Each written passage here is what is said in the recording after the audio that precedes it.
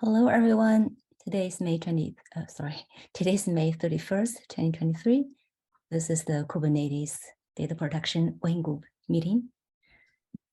I think today we will continue to talk about the CPT cap. I see Prasad is here. Are you going to talk about your POC today? Because last time you were sick, right? Yeah. We'd like to demonstrate the prototype. Okay. Is Ivan not joining today? Okay, let's see. All right. Let me make you the co-host.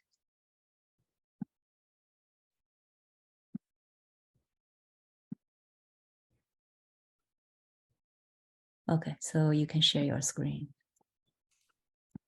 Sure. Should we directly jump into the demo, or Carl, would you like to summarize the things we discussed in the last meeting? Sure. Yeah, you can display though, because it's better you just hold on to it. Sure. Yeah. Again, we kind of went over this, I think, last time. If we go straight to slide 3. So the feedback we got from the last time we ran something was, try to use a validating webhook instead of a mutating webhook. That was from Ben. And turns out we can. So, we've made that change. And of course, the previous feedback we had not addressed, which was getting the prototype ready end to end. So we've got that ready over here. So so this presentation, right, we are going to go through the prototype. And I think the details of the prototype, of what we're trying to demonstrate in the prototype, I think on slide 26 or something.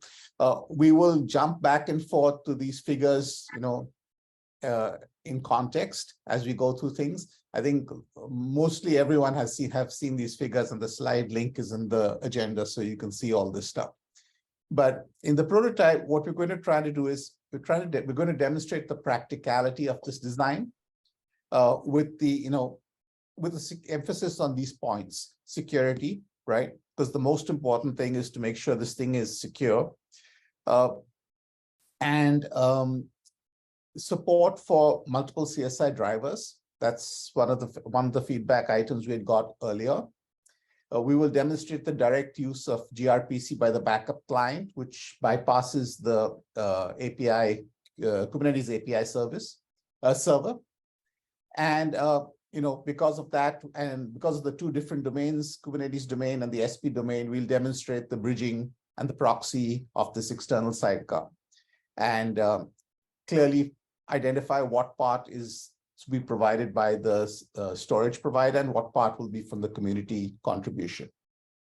I think that's about it. At the end, Prasad has put together everything in a single repo. I don't know if this, Prasad, I don't think your link is over there in the figure, but we can add the link anyway. So I think we'll just go ahead and start with that, Prasad, and there you go. Cool. Yeah. Cool. I'll also post the link into the Zoom chat. So yeah, if you want to have a look at the deployment YAMLs or source code, you will find everything in the single repo. Yeah. So just a brief thing on Prasad's repo. He's put everything into one super repo, but it actually contains sub projects within it. He's based his stuff on the host path CSI driver, because I think a lot of testing is done in that. Development was previously done in that, but it's not that we're actually using that CSI driver. It's just giving us the framework to demonstrate stuff. Go ahead, Prasad. Cool. Thanks, Carl, for summarizing. I believe everyone is aware of this diagram. We have been discussing this, I don't know, since a few months. So yeah, I'll try to, in this demo, we'll be jumping on this diagram to explain the workflow. So yeah, I'll if you want to have a look, you can take a look at the source code and deployment YAML. Everything is in this repo. Let me share another screen so that you can view my terminal.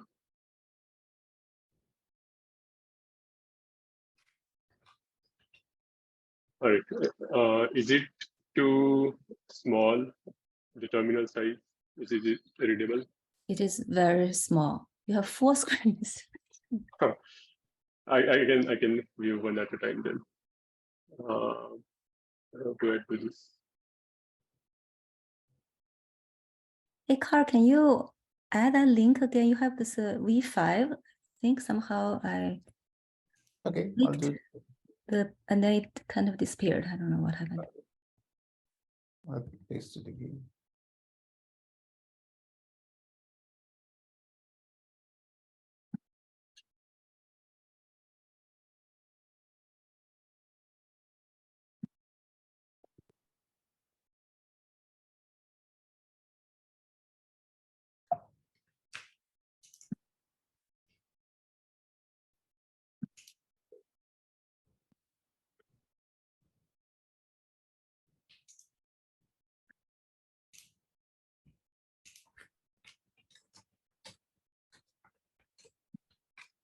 Sorry, I was on mute.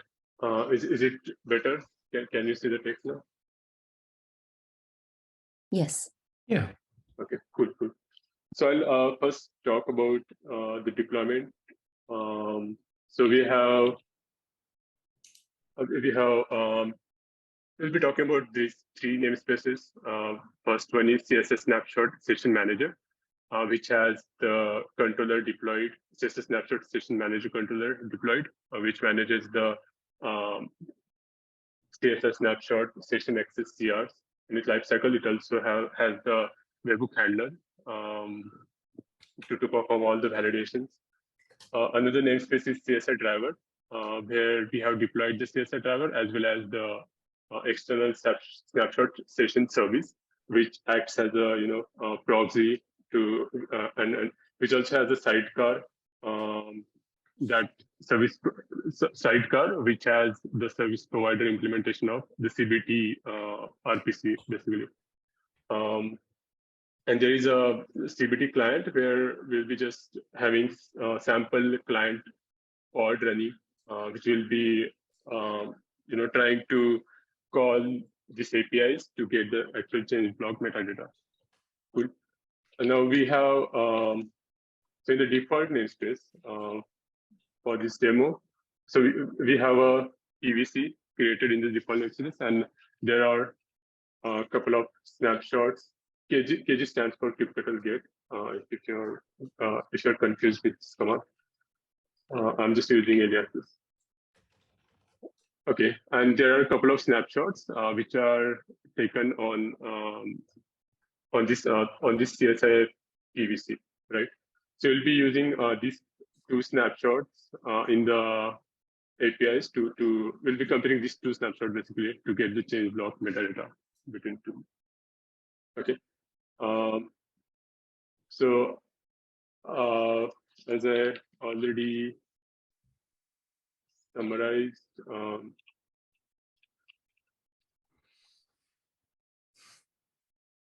there's a controller running in the CSS Snapshot Session Manager namespace. I'll be telling or printing logs of all the service so that we can then visualize the workflow, how the request is getting propagated, and how the services are communicating to each other. Another log, another terminal, I'll be printing logs of the CSI host path CBT service, which is a container running inside the external snapshot session service. So external snapshot session service has 2 containers.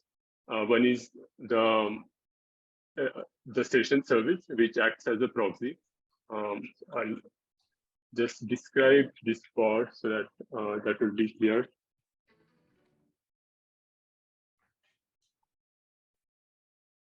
KGPO stands for crypto gate pods.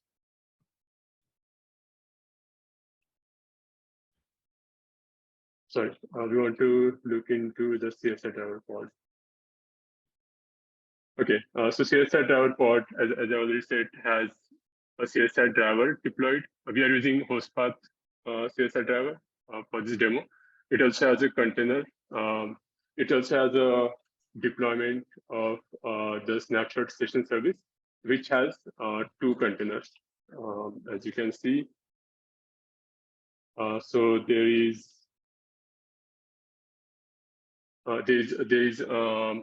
external snapshot session service, which acts as a proxy, which listens for the which listens for the request from client and forwards it to the service provider implementation of the CBT service, right? And this service communicates with the sidecar over the Unix web socket that we have already discussed in the overall workflow. I think we have already discussed in the flow chart on the PPT. So I'll just print the logs of each service so that once the client request for the changelog metadata, we'll see what's happening in all the services. Okay. I wanted to show this in parallel, but I guess due to the screen size, I cannot do that.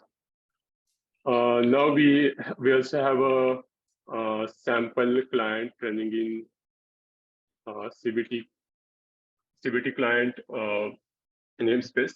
So this pod has all the this pod has a service account which has all the required permissions, the permissions to create the snapshot session access resource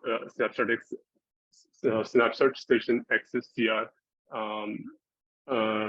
and as well as to get the volume snapshot as well as PVCs so that it can list down those. Okay, so I'll first run the sample gRPC client so that we will see how this client gets the actual changelog metadata. Then we'll jump into the code to see what steps the client has to perform to get the actual changelog metadata, right? So in this pod, Prasad, if I could insert a word. So just to clarify, there are a number of namespaces involved here. Most of the time, vendors actually deploy all their CSI drivers, everything in a single namespace cube system, but that's their choice. We have chosen to have each actor in its own namespace to demonstrate part of the security model. Okay. And in this particular case, the actor, which is showing up here, CBT client, this represents the backup software, which runs in its own namespace also. So just keep that in mind. Yeah. Thanks, Matt. So this is a sample client pod running in the CBT client namespace, and I have copied a binary called gRPC client, in which we have implemented the workflow of creating snapshot session access CR, get the status, get the session parameters from the CR, and then use those parameters to call the actual gRPC endpoint to get the actual changelog metadata. We'll jump into the code in a bit, but first we can just run this command. So this binary takes base snapshot and target snapshot as the parameters. These are the volume snapshot names. The snapshots are created in the default namespace, but the client is running in the CBT client namespace. So yeah, so once we run these, cool. What just happened is, so first it created the snapshot session access CR, and it in the default namespace, obviously, it waits it to be ready. Once it's ready, it gets all the session parameters, including the CR certificate, the token, as well as the session URL to get the changelog from. In the next step, once it gets all the same parameter, it calls the it makes the gRPC call on the endpoint, to get the actual changelog metadata. And this is the sample this is a metadata that the service provider implementation of changelog tracking returns. One thing I missed, or I should have showed at the beginning of this demo, the information like for which driver we have this CS certificates and session URL configured that we store in the resource name CSI snapshot session data resource. So in the CSI driver namespace, if you get this resource, sorry, it's not data, it's service. Yeah, sorry for the confusion. So this resource holds the information of information like the address and CS certificate or that the controller reads for specific driver. So in case of you have multiple drivers and there will be obviously different endpoints, different external snapshot session service endpoints where the service will be running, and to get the information of sales certificate as well as address for specific driver, we have to register this information using the CSS snapshot session service resource.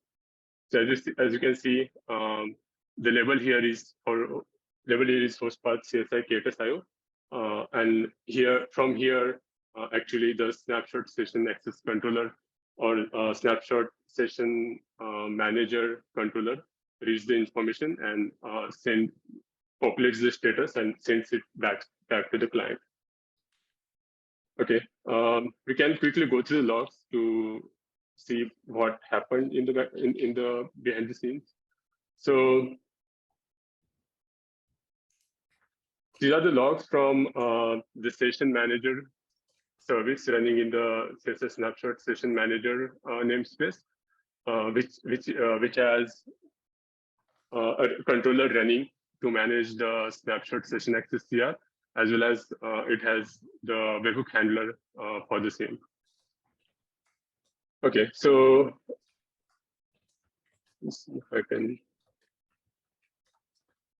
Okay, so as you can see through the logs, when we create when a client runs, when we run the client,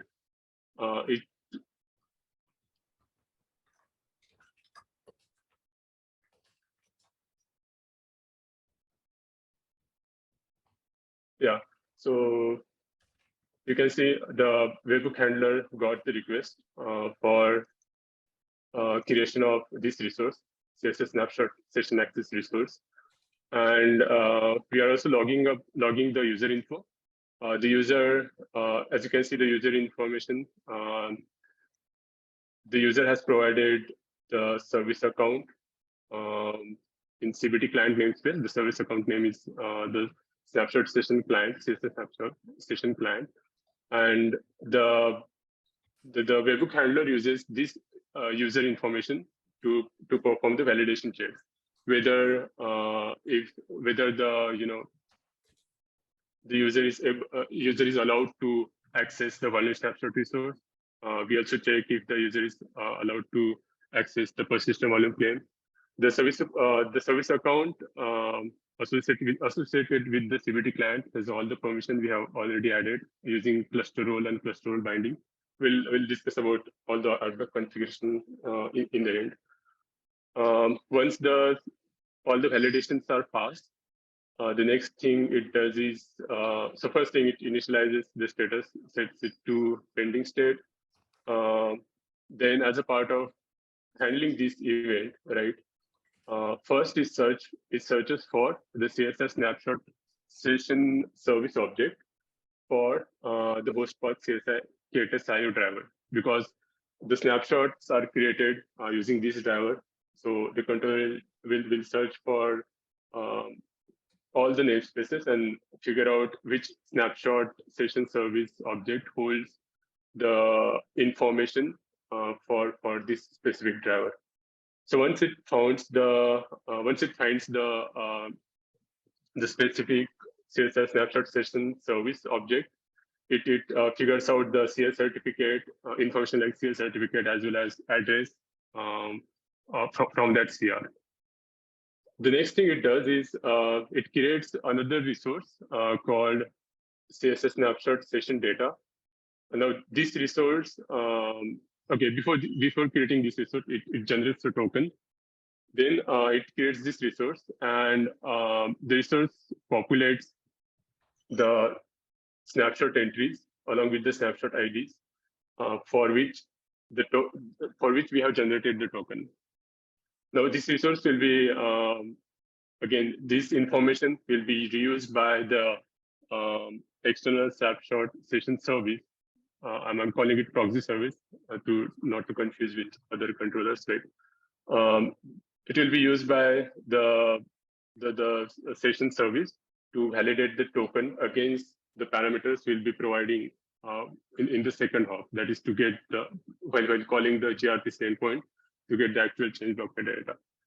Once it's done, we set the session. We reset the resource status to ready, and yeah, so that's done. The job of the CR controller, or I would say the snapshot session manager, is done here.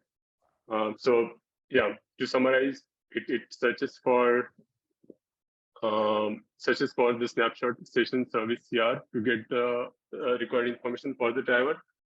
Then it generates token, populates the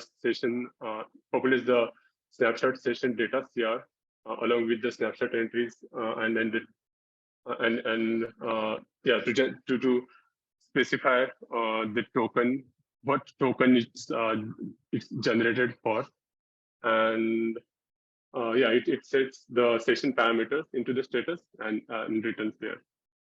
The next thing client does is using the session parameters, it calls the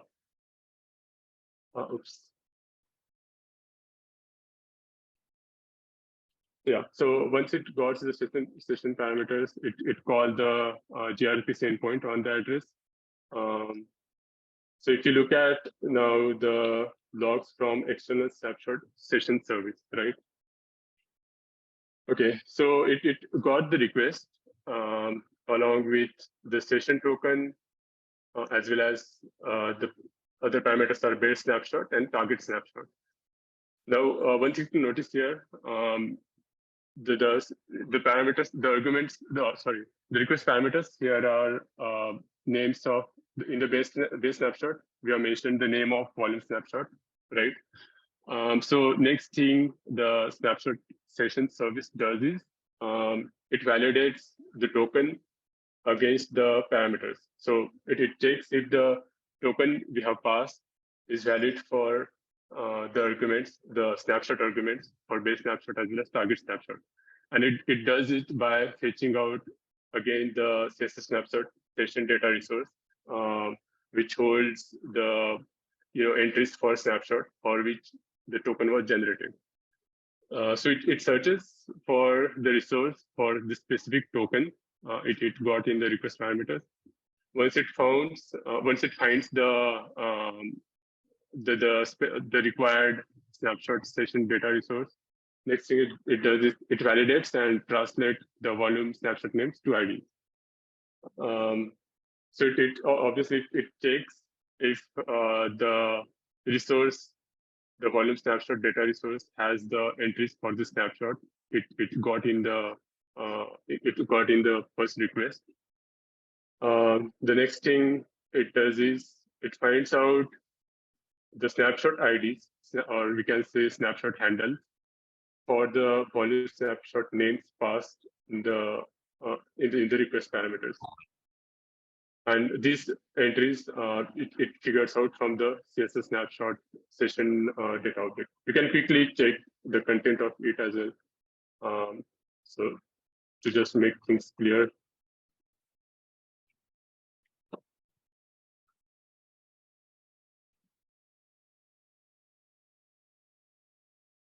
The resource will be created in the CSR driver namespace. If you look at the specs of it, the token will be the name of this resource will be whatever token we have generated, and it also holds the information like snapshot names for which we have generated this token, as well as IDs of snapshot as well as volume. Okay, so using the same resource, the Xing snapshot session service validates the token. Yeah, the next thing it does is it calls the service provider gRPC endpoint over the local Unix socket. But when it does that, yeah, so there's a third terminal here. I know it could be confusing seeing multiple terminals on the same screen, but yeah, you can differentiate by looking at this name, which service these logs are for. So these are the logs for the SP implementation of the CBT service, I would say. So this external snapshot session service calls the service provider's gRPC endpoint to get the actual change block metadata. This call happens over the Unix WebSocket, local Unix WebSocket. Cool. So if you look at the request parameter here, the snapshot IDs, base snapshot and target snapshot, here it got ID, not the volume snapshot names, right? So this server basically calculates the change log metadata. It streams the response to the external snapshot session service. Once the external snapshot session service receives the data from the CSR driver, it stream it to back to the client. So this is acting as a proxy between the client and the actual service provider SP implementation of CBT service. One thing, again, I missed to say, when client calls the endpoint, it also provides we can directly jump into the client call, client code to see how the gRPC call is made. This happens over secured. The call from client to snapshot session service. It is a secured one, secured by the certificate. But the call from external snapshot session service to the service provider's CBT implementation, that happens over the Unix WebSocket. So in the diagram you can you can see the different security domains that we are using here. And any questions so far? I can quickly browse through the client code, so that you can understand how the client workflow would look like to get the actual to get the CBT data for specific snapshots. All right, the sample client code you can see in the snapshot session service itself. There's in the command I have added simple sample client code. So if you look at the client code, all right, we are taking the base and target snapshot and namespace as the argument. So first thing it does is it sets up the session. In setting up the session, first thing it does is it creates the snapshot session access CR to generate the session. And if you look at the spec of the resource, so in the specs we pass the list of snapshots. So right now it's just 2, base and target snapshot.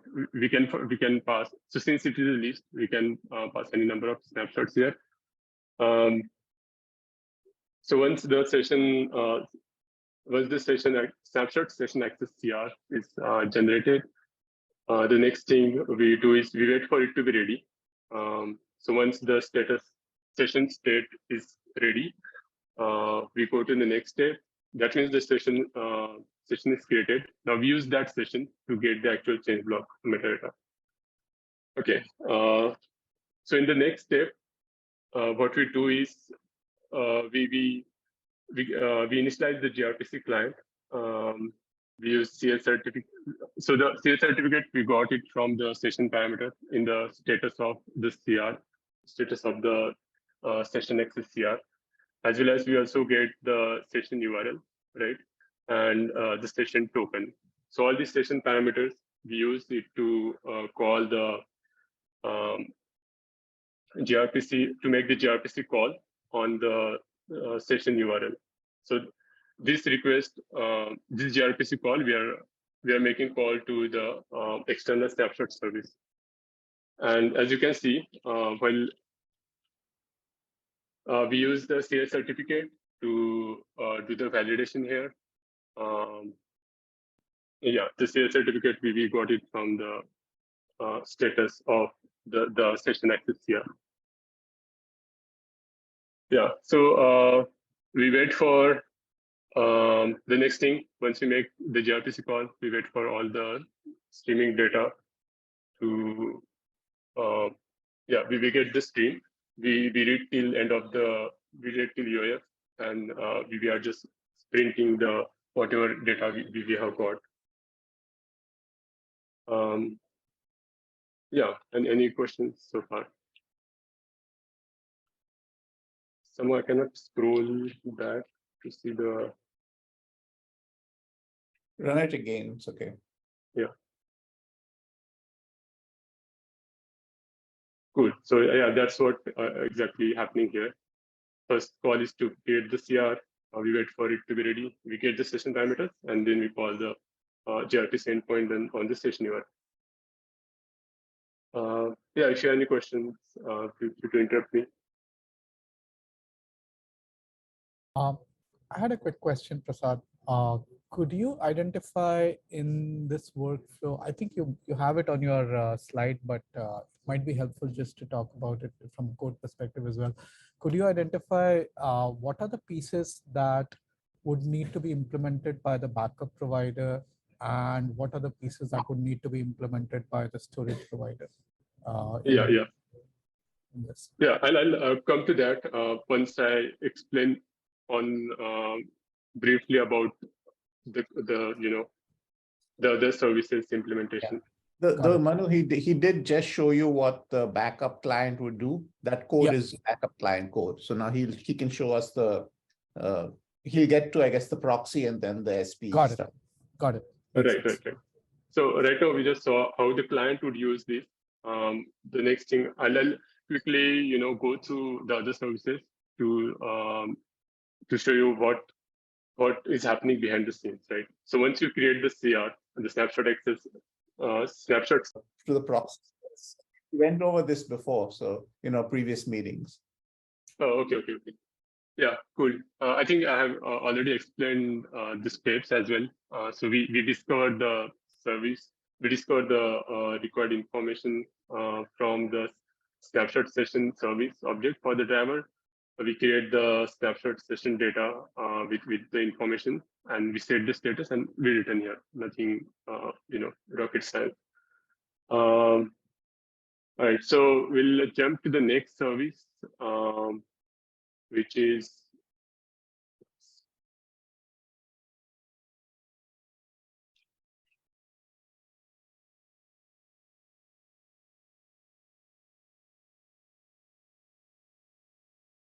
okay. The next component is the external snapshot session service, which is running as a sidecar to the service provider implementation of CBT service.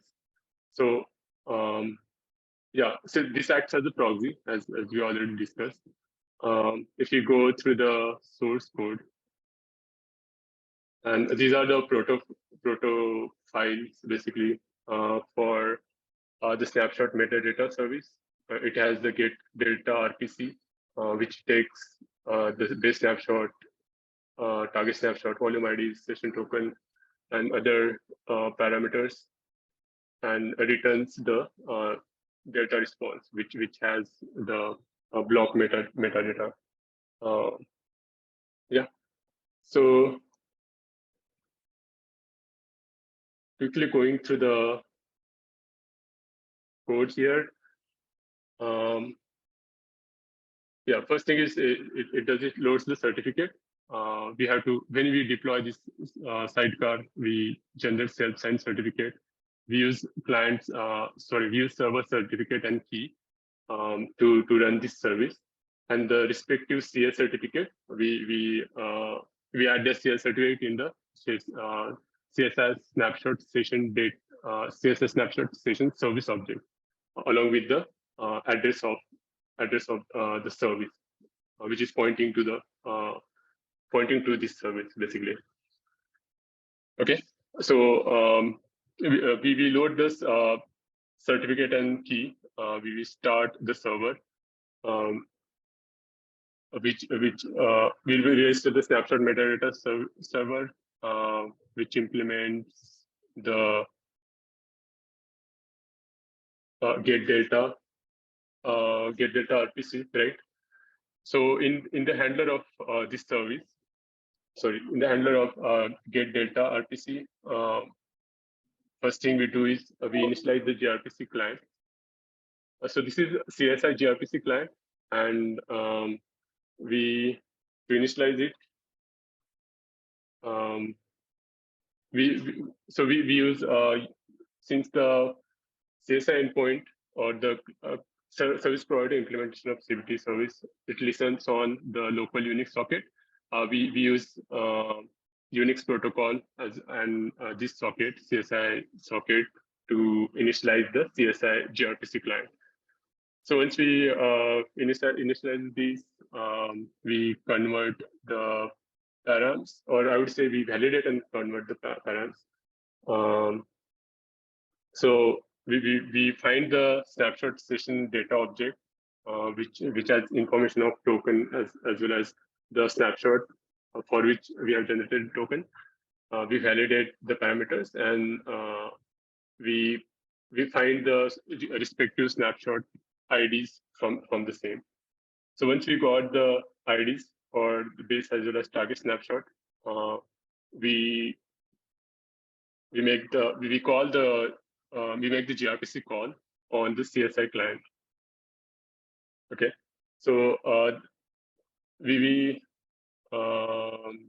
the new parameters that we have constructed, we make the gRPC call on the CSI client, and yeah, we read from the stream. Once we read from the CSI client stream, we forward it to the CBT client stream. So we have so we have two streams here. One is CSI stream, from which we are reading the contents sent by the CSI driver, and at the same time we are forwarding the same response to the CBT client. So we are doing kind of proxying here, right? So once we are done with reading all the responses, we close the stream, and this is how the external snapshot session service will act as a proxy between client and service provider implementation. The next thing I would go through is the service provider implementation of the CBT service, right? So the protocol we have already gone through. The service provider implementation, it is expected to implement the same service, right, and implement the same RPC. The difference here is the arguments or the parameters or the request parameters we see here. The proxy service will get actual names for base snapshot and target snapshot, but the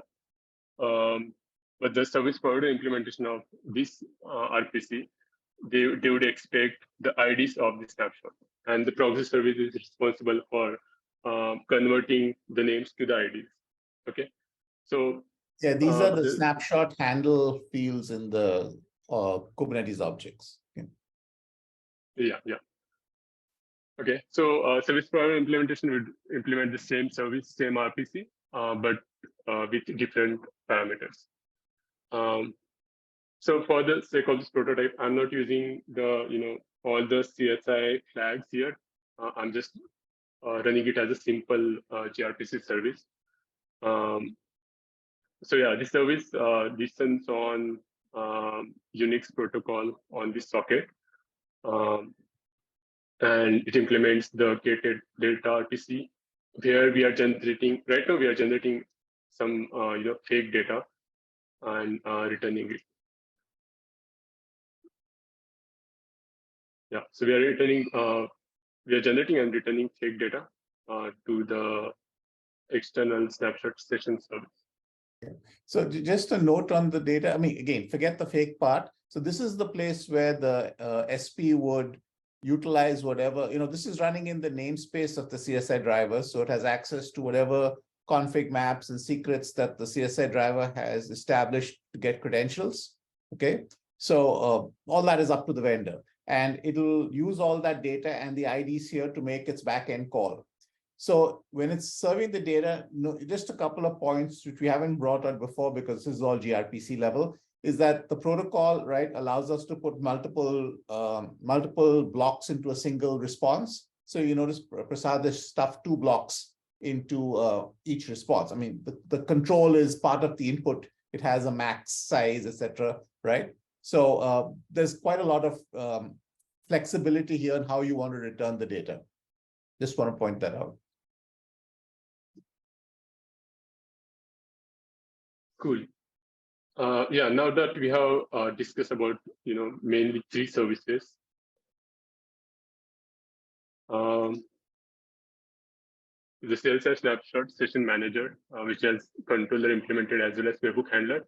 Then there is an external snapshot session service, which acts as a proxy and perform the token verification, right? And the client communicates with the service using the it's secured by TLS basically. And then the proxy service calls the CSI drivers endpoint over the Unix socket. These 2 services are running as sidecars to each other, and the manager service is running in independent namespace. So to answer Mani's question, the manager service as well as the session service, those will be implemented or maintained by community, and the actual change block calculation logic, or this we call it service provider implementation of this CBT RPC, that only service will be maintained by the vendors. Because yeah, the manager and the proxy service implementation we just saw, or the logic we have there, it's generic, it's not specific to any vendor. So we can as comparing that with the other CSI features we have, like snapshots and all, right? They also have a controller maintained by community, and these are the 2 services which are independent from vendor and will be implemented and maintained by the community. And the actual CBT, so the CBT service, which will be running as a sidecar along with the proxy service, will be implemented by and maintained by the vendor. It has the vendor specific implementation, I would say. Yeah, so comparing that with this figure, right? This is the manager service running in some namespace, and this is the pod, external snapshot session service pod, which has this proxy service as well as service provider implementation of CBT running as a sidecast to each other. This will be running in a CSI driver namespace, and only this gray box that will be implemented and maintained by the vendor, since it has the vendor specific logic. Prasad, you want to go over the roles? Just flash the roles at least. Point Sure, the roles are in the source code here. Cool. And any questions so far? Yeah, I have one question. So just to confirm my understanding is correct. Wait, you can hear me, right? Yeah, Okay, yeah. sorry. Just to confirm my understanding is correct. So in a scenario where there are multiple service providers, the controller, we would only have one instance of the controller, but there would be, if each SP would have its own sidecar. That's correct, right? Exactly. So if that's the case, how does the controller discover the endpoint and the CA certificate for each SP? Like, will the user be expected to reconfigure the controller? Like if they add a new SP or like that gets changed or whatever? No, that object which he's pointing to, the CSI snapshot session service object, when you install your CSI driver and the session sidecar, right, you will create this object at that point in time. And we do a label search.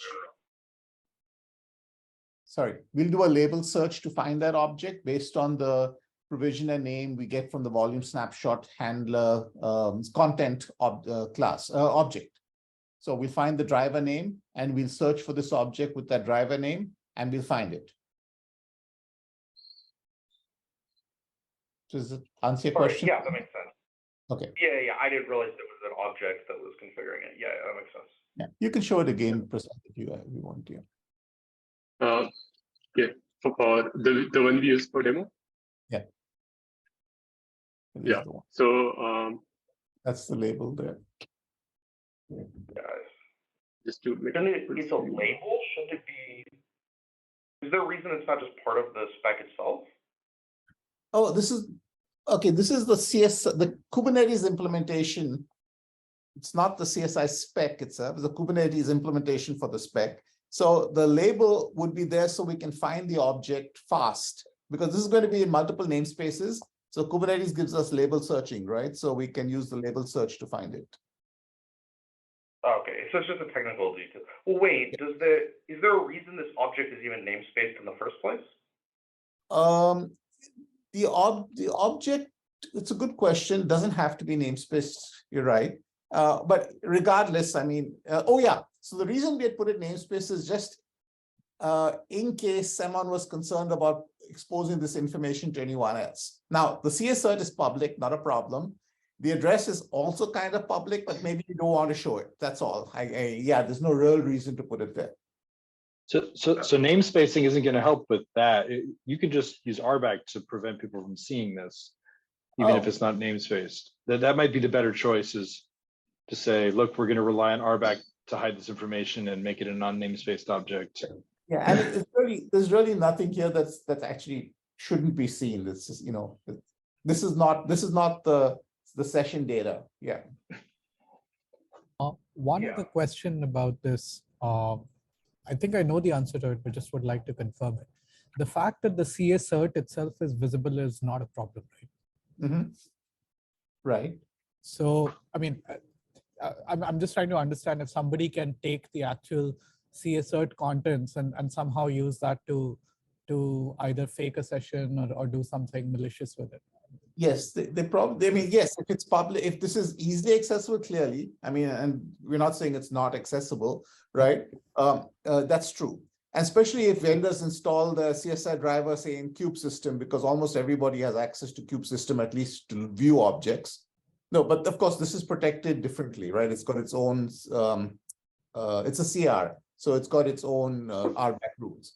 But again, that doesn't necessarily make it make the session more vulnerable, because you still have to get access to the session data objects, and those are namespaced in the CSI driver, and again constrained by RBAC to be readable by the CSI driver's service account.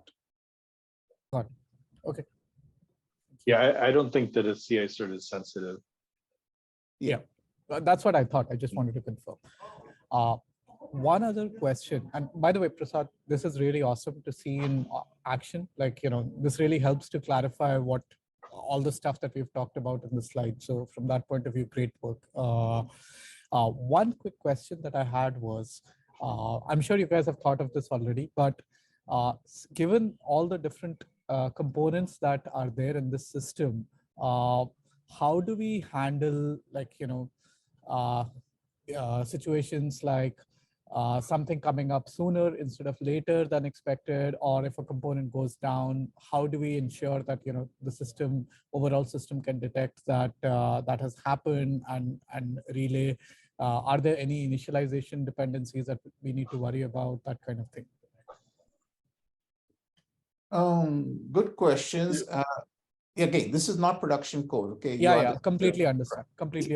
But yeah. just something to keep in mind, right? I mean, in a real world scenario, that is possible. So yeah, so a lot of it, a lot of it would depend on how the implementation works. I mean, if you've played with Unix domain sockets, sometimes there's always a hang up between the listening, and you just have to restart the entire container. But that's why you wrap that pair of the sidecar and the SP service together in a with a high level workload, which can just restart that piece.